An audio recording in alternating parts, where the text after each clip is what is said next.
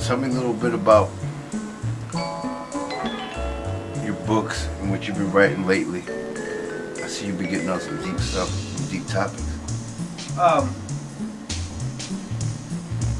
You're talking about my Facebook post, right? Yeah, I saw it in your Facebook post. I see you got a poetry page too, and there's some interesting stuff that you post. I see some, makes you think a lot. Okay. Well, yeah. My whole angle is empowerment. I think we got a bunch of movements that kind of push dependency, and I'm trying to be the opposite of that. Empower people. So you ain't got to depend on this. You ain't got to depend on your politicians or your religion or whatever. Go back into yourself and depend on that. And that's what my books deal with that too. But I do the same thing on Facebook. It's like, for making these type of posts on Facebook, and somebody's attracted to that message, you are my audience. You're the same people who like reading my books. But I'm not writing anything presently as in a big work like a book. I finished the books that I do have. I finished writing those in my 20s. I'm 36 now, but now I'm learning the business side of being a publisher. And I plan on starting another novel later this year. What's giving you your inspiration to write what you write? Yeah, I'm inspired by life. First big work I completed is Secondhand. That's the play.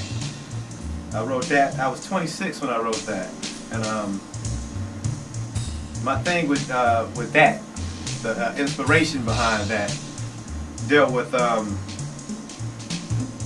lot of black entertainment, the written black entertainment. I'm not talking about sports. I'm talking about, movies, television shows, stuff like that. It always show a bunch of buffoonery, coonery, whatever you want to call it. I was like, I wanted to write something that was black, still urban, but intelligent.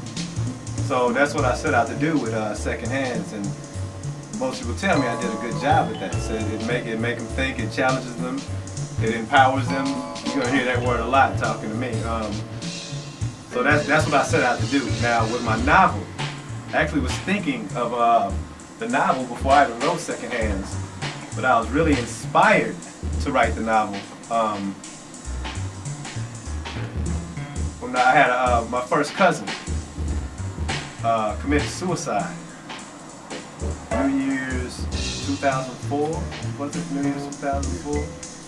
Yeah, I like to address actual issues, and mental health is something that we don't really deal with in the black community. We don't deal with it much, and in my early 20s I dealt with a lot of depression myself. So it's like, okay, let's do something that's gonna deal with that. And that was the inspiration partially behind in the background, that novel. I didn't get to sit down and start writing it until I was 29, but I was dealing with that, and it's actually a process to deal with depression. It ain't just a book about depression. It's kind of like the book that'll help lead you out of depression. Yeah. So that was my purpose for writing it. That was my inspiration. What might have? Can you tell us about anything that might have happened, say, in your life or in your childhood that drove you from going on the stray road of a lot of us black Americans? This is the time when somebody would say, my church or my pastor or something like that, but that ain't my answer. There was abundance. Now, I grew up in the hood. There was abundance of everybody, taking the quote-unquote easy road, but it wasn't easy. I mean, I know these people, it wasn't easy, and nobody in my hood blew up from doing that. But I've always been the black sheep, like in my family, in the community, so everybody was doing that stuff. I was like, I didn't want to be like everybody else. So I was more the bookworm type. I thought it was cool to get A's when everybody else didn't care nothing else about it. So I just kind of fashioned myself to be doing something different. Not because I valued education that much. It's like I couldn't be like everybody else. What was going to make me stand out? I've studied what I do for a long time, and I'm still humble. You know, I think I still got something to learn. I'm always going to be learning, but as far as the sophistication of my message and my writing skill, I'm varsity. You know, just to stick with the metaphor, I'm varsity. I'm not saying I'm Michael Jordan. I'm saying I am varsity. I know what league that I play in. I know what I'm doing. You know, I can talk about it. You know, I can sit down and do it, and I can teach it. I've been writing that long. I mean, I know literature pretty well. So, in comparison to those who do have big names, that's not necessarily saying they're the best writers. You know, they had the best marketing team. They had the best way to reach their audience. If I knew how to reach my audience, it's not a question of my writing ability.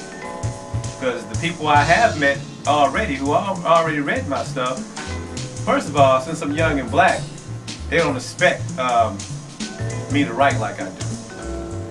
At all. You know, it's like, oh, you write books? Yeah, you know, they kind of just, well, let me see something, you know. Then, you know, if they read or if they even just start reading a couple pages, they kind of drop their jaw like, oh shit, you really write.